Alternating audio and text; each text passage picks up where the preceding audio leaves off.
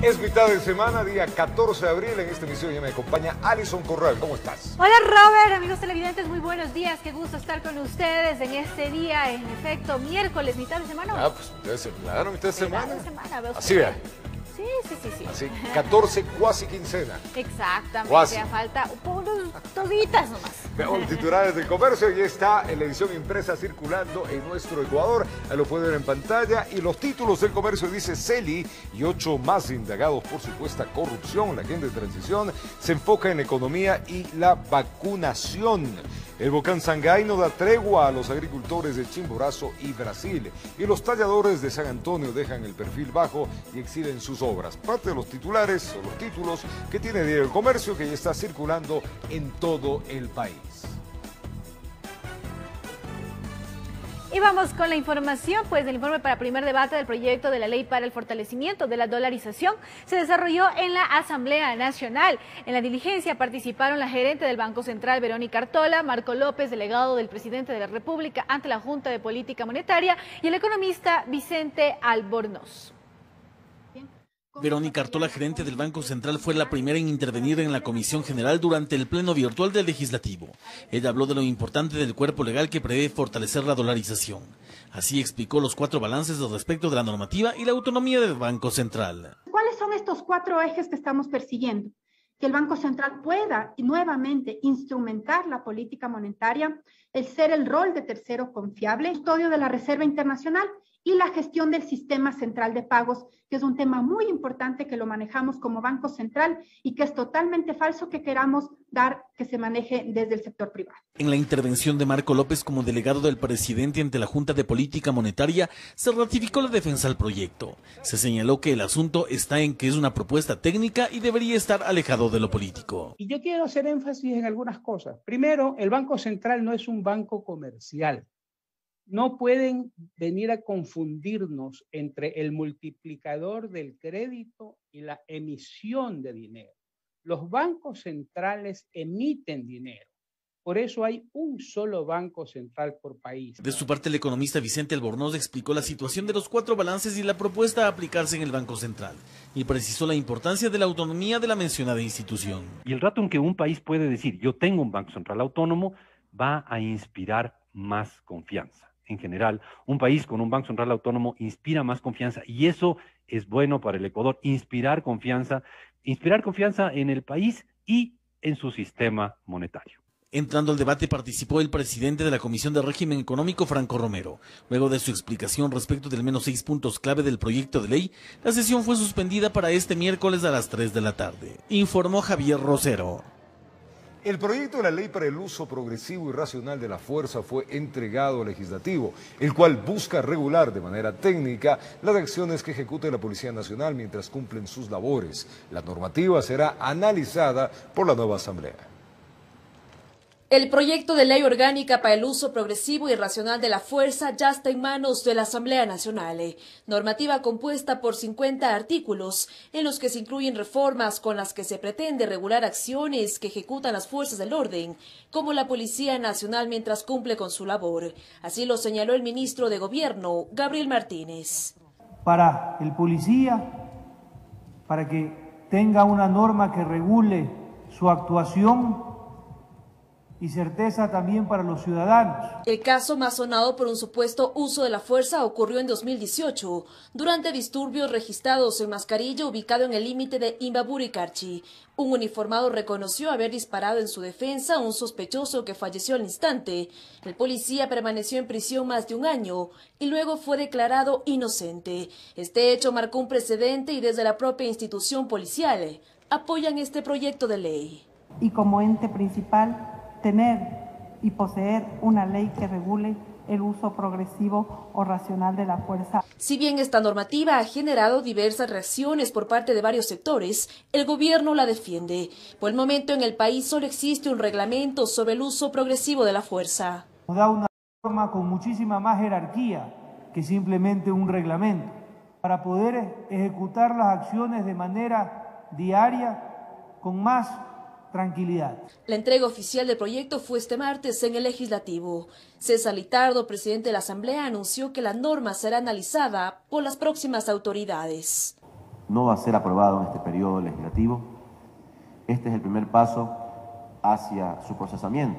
Precisó que dejarán este proyecto de ley como prioritario y urgente. Informó Priscila Cadena. Y el Contralor General del Estado, Pablo Celi, y el exsecretario de Presidencia, José Augusto Briones, fueron detenidos junto a otras personas más con fines investigativos por el presunto delito de delincuencia organizada relacionada a actos de corrupción en la estatal Petroecuador. Este martes, los ecuatorianos se despertaron con la noticia de que el contralor subrogante Pablo Celi había sido detenido. Se lo vincula al delito de delincuencia organizada que se habría dado en Petroecuador. La detención se dio en su domicilio y luego fue trasladado a la unidad de flagrancia en el centro norte de Quito. Jorge Luis Ortega, su abogado, cuestionó la falta de información que a esa hora tenían. Luego de transcurridas ya 12 horas o casi 12 horas de haber sido allanado el domicilio del señor Contralor General del Estado y haber sido detenido, aún la Fiscalía General del Estado no le ha indicado las razones por las cuales se encuentra privado de su libertad. Celi y 7 personas más fueron detenidas en 25 allanamientos que se desarrollaron en Quito, Guayaquil y San Borondón, en respuesta a un acto urgente solicitado por la Fiscalía General del Estado. Entre los investigados está el hermano del Contralor, el exsecretario de la Presidencia José Augusto Briones y Natalia Cedeño, exfuncionaria de Petroecuador. La información que se tiene es lo que consta en medios, que es básicamente que todo esto viene de las declaraciones que se han realizado allá en Estados Unidos por el señor José Raúl de la Torre. La corrupción se habría extendido a la Contraloría Petroecuador y Secretaría de la Presidencia. La fiscal general Diana Salazar encabezó los operativos, denominados Las Torres, donde, entre otras cosas, se pretende determinar si existió la exigencia de pagos a la empresa No Limit, contratista de Petroecuador. Desde el régimen se garantiza la colaboración que contribuya con la investigación. El gobierno nacional ratifica que la función judicial y los organismos de control tienen completo apoyo, completo respaldo para poder realizar sus gestiones, sus investigaciones con autonomía, con independencia, y que obviamente no es procedente que el Ejecutivo intervenga en investigaciones que son exclusiva responsabilidad de la función judicial y en este caso la Fiscalía General de la Nación.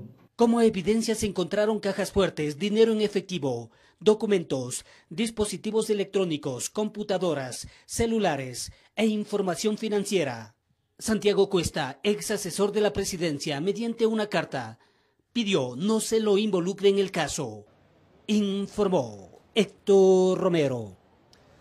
La madrugada de este día, miércoles 14 de abril, Felipe Córdoba, el juez de la Corte Nacional de Justicia, acogió el pedido de la fiscal general Diana Salazar y dictó prisión preventiva por 90 días en contra del contralor Pablo Celi, del exsecretario de la Presidencia José Augusto Briones y otras 5 personas investigadas por una trama de corrupción dentro del caso Las Torres. Los implicados permanecerán en la cárcel 4 de Quito mientras dure la instrucción fiscal.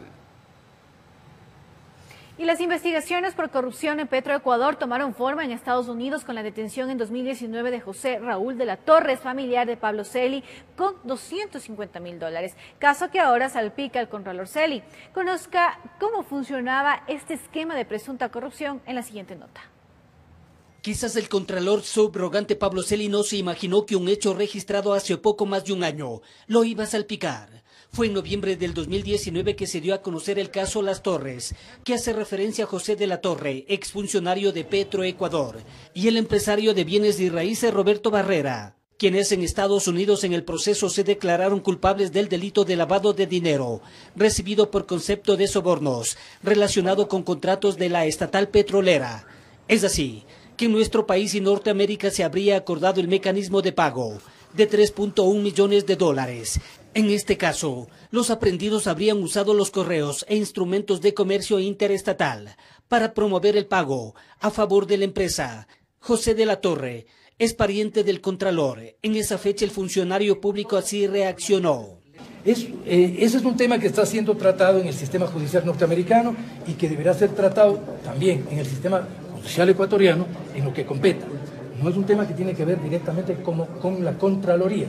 En la medida en que un proceso se desarrolle, tanto en el país como fuera del país, y se requiera a la Contraloría información o aportes sobre este y cualquier otro caso, lo haremos con cumplimiento absoluto de la ley. La Fiscalía General del Estado, para solicitar el acto urgente, entre otras cosas, manifestó que los funcionarios públicos, por su alta jerarquía, tanto de la Secretaría General de la Presidencia de la República, a la cabeza José Augusto Briones, habría dispuesto mantener en el cargo de asesor a José de la Torre, en Petroecuador, para poder recibir los pagos indebidos por intermedio de este y de terceras personas como son Luis Briones, Giomara López, Ángelo Rodríguez y la empresa Fraccianer, cuyo accionista es Andrés Luque, y como gerente Néstor Medina, ocupación carpintero. De esta forma, se exigía la entrega de dineros para disponer y asegurar el pago de planillas a la empresa No Limit S.A. Pablo Flores, exgerente de Petroecuador, también habría demandado dineros a través de José de la Torre y Roberto Barrera. Él también en esa fecha sí reaccionó. Si el ciudadano de la Torre está involucrado en algún acto ilegal, la justicia de Estados Unidos lo juzgará, más allá del derecho y deber de las autoridades ecuatorianas de tomar acciones. Informó Héctor Romero. Vamos a una pausa comercial. Al retornar les contamos que la próxima semana iniciará el proceso de transición entre los representantes del gobierno saliente y del presidente electo Guillermo Lasso. Ya regresamos con esta información.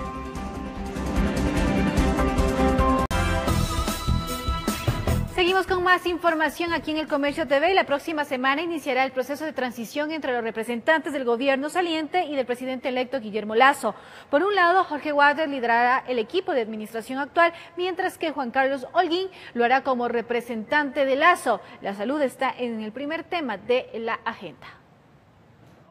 El secretario de Gabinete Jorge Waters y el ministro de Trabajo Andrés Villa son los representantes del gobierno para avanzar con el proceso de transición de la administración del Ejecutivo con los representantes del equipo del presidente electo Guillermo Lasso. Para poder tener toda la documentación que sea necesaria y entregarla al gobierno entrante para facilitar este proceso, para darle transparencia al proceso. La contraparte dentro de esta acción sería Juan Carlos Holguín e Iván Correa Calderón, designados por el propio mandatario electo Guillermo Lasso. Es lo que esperamos tener, recibir primero la información de primera mano, revisarla. Nosotros tenemos un equipo de años trabajando para la preparación del nuevo gobierno, y en relación a esto, una vez que vayamos recibiendo sectorialmente la información, los equipos que están a su vez a cargo en la transición de cada sector irán revisando que la información sea correcta. La transición abordaría varios temas de la administración del Ejecutivo y se lo haría desde la siguiente semana hasta llegar al cambio de mando el 24 de mayo próximo. Este proceso tiene que ser un proceso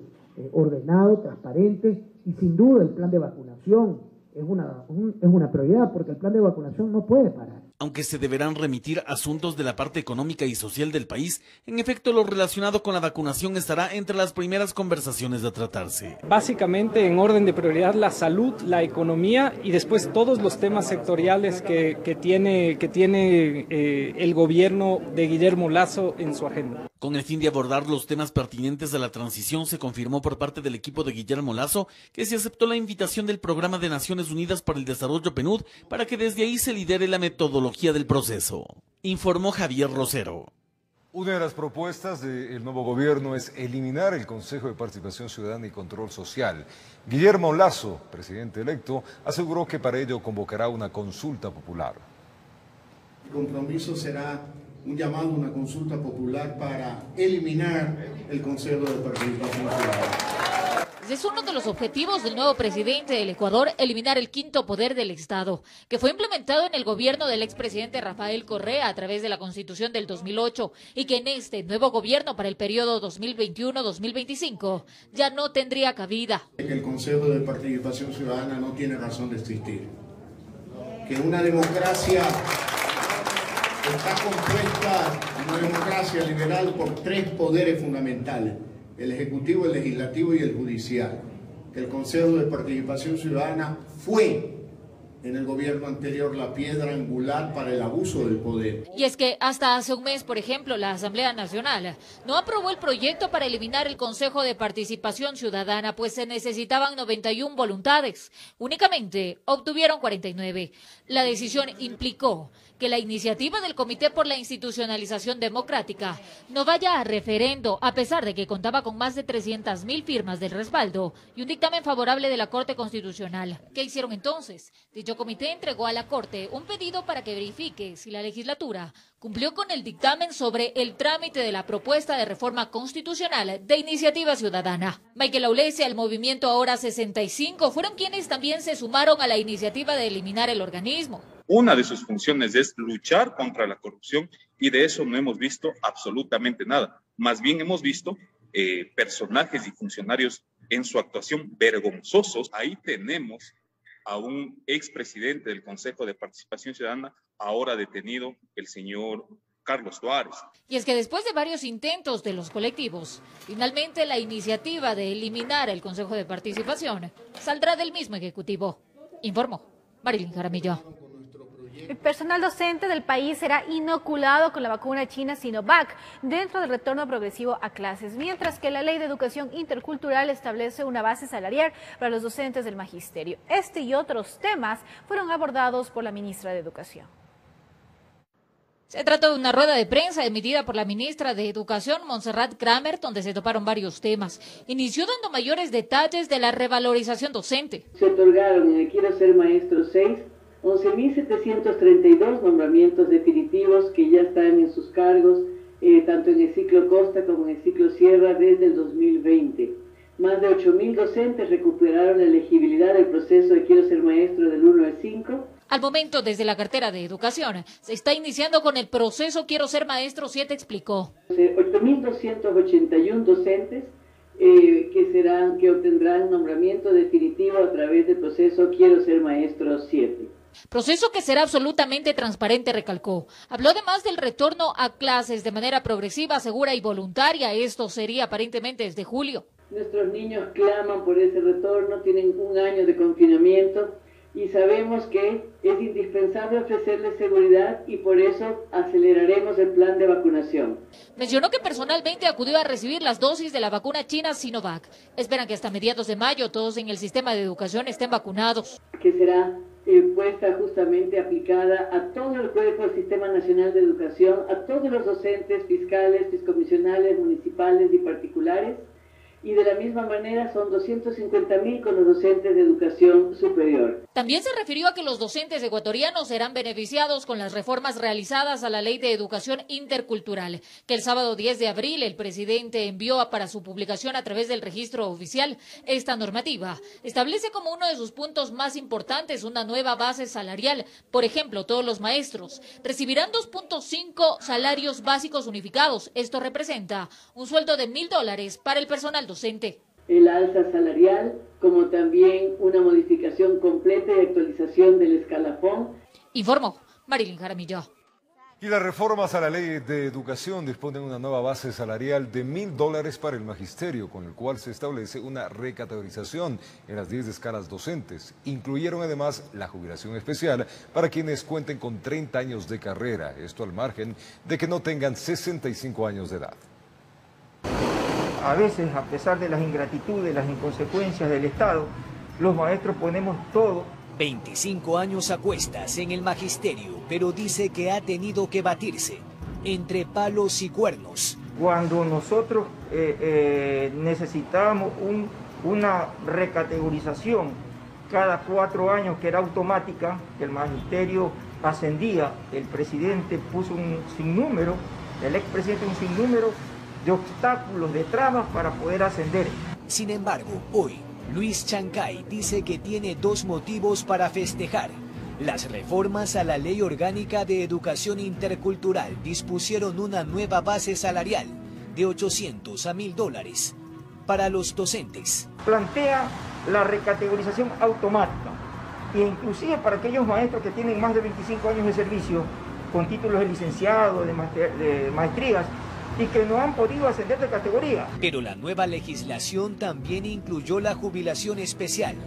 Quienes tengan 360 aportaciones, sin importar su edad, podrán acogerse. Que es diferente al caso que hay, que tienen que esperar.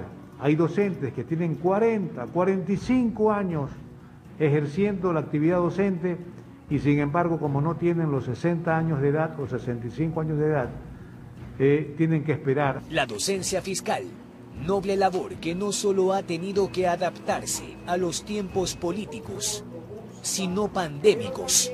Vamos el día de hoy a estudiar la pluriculturalidad en el Ecuador. Casi el 70% de niños no pudieron conectarse en las clases virtuales, pero los maestros hicimos fichas, fuimos a los domicilios, entregamos las guías didácticas que les permita a los niños no quedarse al margen. ¿Sí? Y esperan volver a las aulas más temprano que tarde, siempre y cuando el COVID no disponga lo contrario, informó Jorge Escobar. Y la primera persona con la variante de Brasil está en el Hospital Manuel Ignacio Montero de Loja, con pronóstico reservado. Autoridades ya se encuentran haciendo el cerco epidemiológico y piden tomar medidas más efectivas para evitar el aumento de contagios. El primer caso de coronavirus P1 originaria de la variante de Brasil fue detectada en un ciudadano que se encuentra en el Hospital del Seguro, Manuel Ignacio Monteros, en la ciudad de Loja. Lógicamente se está tomando todas las precauciones con el paciente para hacerle la atención oportuna y estamos haciendo la investigación de dónde nació, cómo él adquirió y para aplicar inmediatamente los cercos que corresponden. El ciudadano de sexo masculino, según las autoridades, se habría contagiado en el cantón Yantsasa, en su lugar de trabajo. Esta variante originaria de Brasil es una de las más contagiosas, por eso la preocupación por las autoridades. Los resultados de esto nos han arrojado que de 5 muestras que se estudiaron, 4 de ellas son con cepa británica y se da por primera vez el descubrimiento de que en el Ecuador se diagnostica un paciente con cepa brasileña.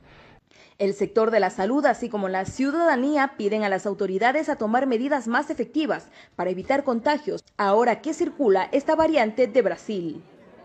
Si es mucho más contagiosa la cepa, ¿sí? Estamos en problemas, porque eso permite que en menor tiempo hay un número mayor y algún rato no va a aguantar la medicina y no va a aguantar la cuestión de hospitales ni médicos de la cuestión. Entonces estamos preocupados. La única solución y la única solución para darle un respiro a todo el sistema sanitario es un confinamiento total que deberíamos adoptar como país. Las mutaciones de esta variante pueden provocar que las vacunas no sean tan efectivas. En Loja informó Marcela Constante Brito. Con la vacunación de 1.300 personas inició formalmente el proceso de inmunización en Guayaquil que lleva a cabo la alcaldía y el Ministerio de Salud Pública. En la ciudad existen 7 puntos de inoculación donde se prevé atender a 1.800.000 personas en un periodo de 4 meses. 1.000 personas fueron inmunizadas únicamente en el punto de vacunación del ITB, aunque su capacidad, se informó, es de 2.000 beneficiados al día, mientras que 300 más fueron inoculadas en el Centro de Atención de Solca. A tempranas horas, el Ministerio de Salud se hizo presente con las dosis y el municipio hizo su parte con la logística. Pudimos lograr que se vacunen solo en 40 minutos, 150 personas solo en este punto. Lo importante aquí es ver que cuando nos unimos y trabajamos en conjunto, las cosas salen bien. Hemos añadido a todo el proceso, que no solamente es prevacunación, vacunación y posvacunación, el área de pre-check-in, justamente para acelerar este tipo de procesos y evitar que la gente se aglomere. La alcaldía cuenta con 7 puntos de vacunación, 5 ya están listos y atenderán de lunes a sábados de 8 de la mañana a 6 de la tarde. Se empezará con adultos mayores y personas con discapacidad. El MSP es el encargado de notificar a los beneficiados el día, lugar y la hora a la que deben presentarse. Lo hacen vía mensajes de texto. Satisfecho, estaba esperando esta oportunidad, amigo. ¿Cómo se siente antes de recibir la vacuna? No le digo nerviosa. ¿No se ha contagiado hasta ahora? Bueno, así me haya contagiado, no lo he sentido. Igual, a seguirse cuidando. Sí, así es. Se tiene previsto que hasta mediados de agosto sean inmunizados 1.800.000 guayaquileños, Para esto, el Ministerio de Salud debe proveer el flujo necesario del fármaco, que en esta ocasión fue de la farmacéutica china Sinovac, con más del 50% de efectividad. Siempre se quiere la que tenga mayor cercanía al 100%, pero el hecho de que no tenga el 100% no quiere decir que no valga. La garantía que tiene que sentir la ciudadanía es que todos estos tipos de vacunas tienen el reconocimiento de la Organización Mundial de la Salud. Mañana serán inoculados 1.000 habitantes más en la Universidad Ecotec, en Vía a la Costa. Informó Jorge Salazar. Y este martes, más de 35.000 adultos mayores recibieron la vacuna contra el COVID-19. Es la mayor cifra de inmunizados desde que inició el plan de vacunación. Para ello, se instalaron 90 puntos a nivel nacional. Sus ganas de vivir y seguir disfrutando a su familia vencieron el miedo que albergaba a Lupe López, de 74 años, cuando pensaba en la vacuna contra el coronavirus.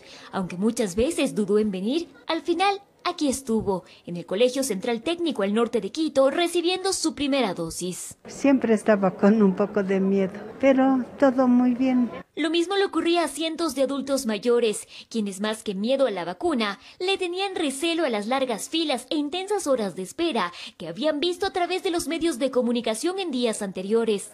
Sin embargo, dicen que se llevaron una grata sorpresa. Rapidísimo, no nos demoramos mucho, está bien organizado como debe ser. Y esto fue constatado por el ministro de Salud Camilo Salinas durante un recorrido. En este marco indicó que al momento existen 90 puntos de vacunación en todo el país, lo que ha permitido tener el mayor número de personas agendadas para la inoculación. Tenemos 35.000 inoculadas el día de hoy. Detalló que en todo el territorio nacional se han vacunado 457.460 personas entre primera y segunda dosis, de las cuales 274.160 corresponden a la primera dosis y 183.300 a la segunda dosis.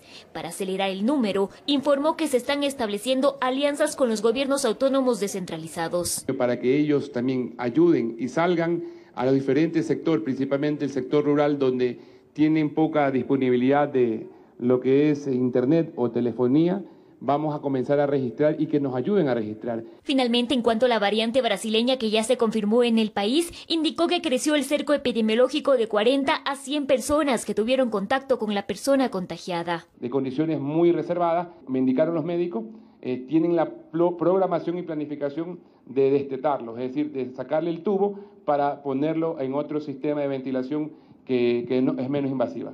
Por otra parte, en los puntos de vacunación de los adultos mayores del programa 60 y Piquito en Quito, también se registró agilidad y orden en el proceso, cuya logística la proporcionó el Patronato San José. 1.000 personas en Quitumbe, 500 aquí en Tumaco y 500 en el Valle de los Sillos. Estamos en orden porque la primera vez había mucho desorden. Rapidito. Fue muy organizado, muy ordenado, porque la primera dosis fue un poco demorosa. En Quito informó Adriana Rojas. En Ecuador, la lista de espera por trasplante de órganos cada vez se vuelve más larga. Los pacientes sostienen que esto se debe a la paralización del programa médico debido a la pandemia del COVID-19. Revisemos la historia de dos personas que día a día viven una odisea para no perder la batalla contra sus enfermedades. La pandemia del COVID-19 puso en pausa todo, inclusive aquellas cosas que no pueden detenerse. Desde el inicio del confinamiento, los programas de trasplante de órganos fueron suspendidos debido a la crisis hospitalaria por la que atraviesa el Ecuador. Las enfermedades que requieren un trasplante no esperan. Siguen su curso y nuestros familiares están día a día debilitándose. Incluso en este año muchos han muerto esperando su trasplante. Silverio Sea Barahona vive en Jipijapa, Manabí, y desde hace 3 años espera un hígado que le salve la vida. Sin embargo, esa llamada aún no ha llegado, y debido a la paralización del programa de trasplantes, teme que nunca llegue. Que se cambien los parámetros, o sea, los protocolos por esta pandemia de COVID, ¿no? Para que ya se proceda a reabrir los trasplantes a nivel nacional. Marta Cecilia Rodríguez espera que la vida de su esposo cambie. Lleva más de 2 años tratando de gestionar un trasplante. Durante este tiempo ha tenido que despedir a 33 pacientes renales que fallecieron en Guayaquil a la expectativa del milagro. No es una opción para los pacientes en lista de espera, no es una opción para los familiares que los trasplantes sigan detenidos. Marta Cecilia sostiene que sí han existido diálogos con el Instituto Nacional de Donación y Trasplante de Órganos, pero que hasta el momento no hay resultados visibles. Nosotros creemos que es muy importante la voluntad política de este gobierno y del gobierno que venga para que establezca el presupuesto necesario, para que se establezca el desarrollo eficiente y efectivo de los programas de donación. Por su parte, esta cartera de Estado informó que la reactivación de los trasplantes depende de la capacidad de respuesta de los hospitales para garantizar espacios libres de COVID-19. Esto con el objetivo de precautelar la salud de los pacientes quienes presentan cuadros de inmunodepresión. En Quito informó Álvaro Terán. Es momento de irnos a una pausa comercial. Al retornar les contamos que 36 cantones afectados por caída de ceniza del volcán Sangay es el resultado hasta el momento. Ya les contamos los detalles al volver.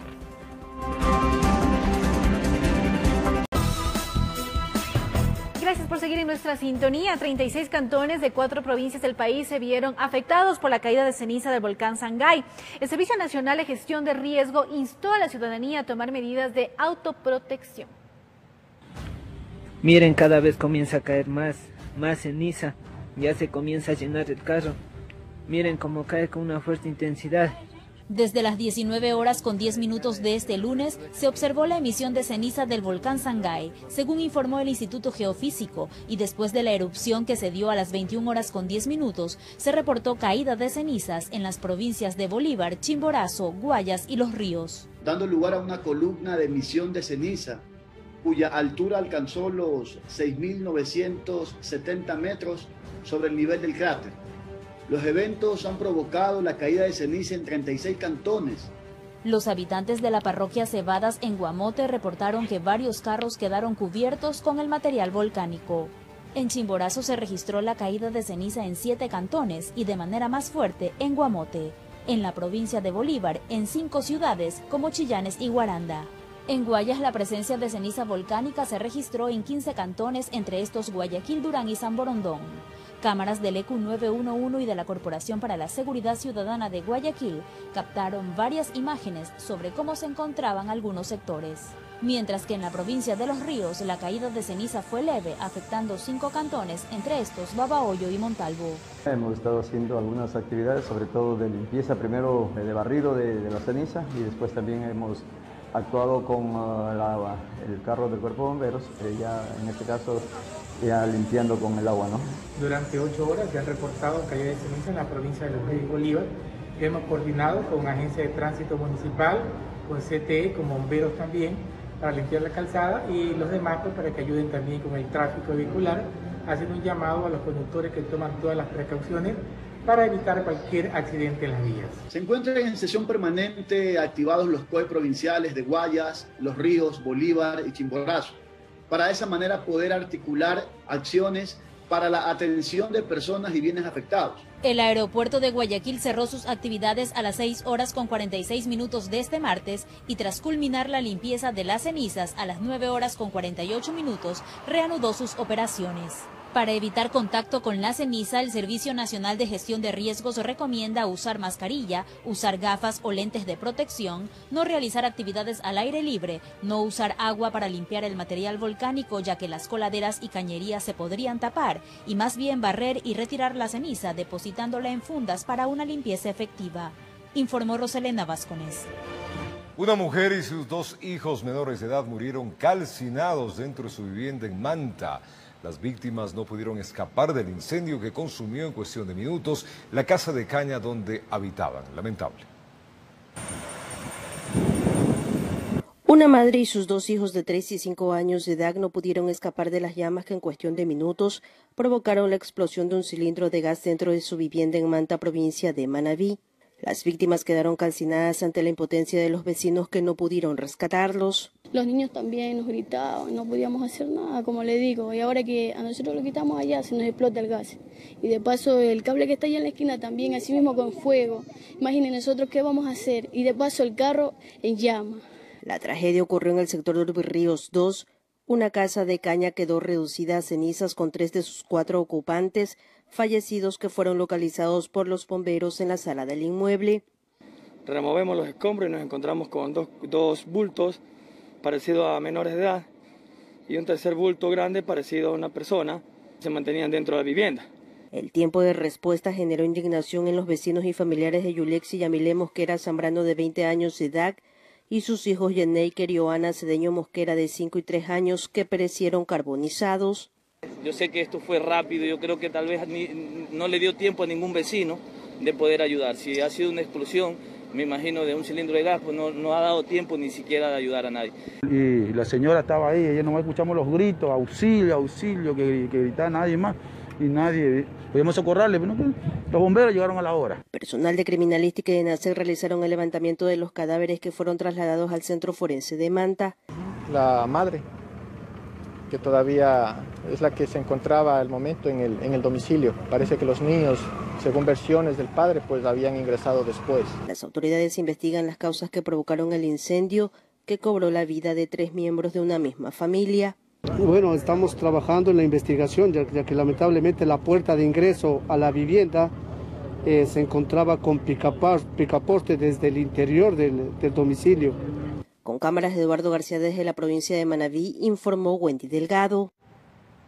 Y una mujer de 32 años fue víctima de intento de femicidio en el cantón El Triunfo de la provincia del Guayas. Su conviviente la atacó con un arma cortopunzante, quien intentó cerrar las heridas con otro cuchillo que calentó en la cocina. Fueron más de 4 horas en los cuales esta joven madre vivió momentos de terror dentro de su propio domicilio.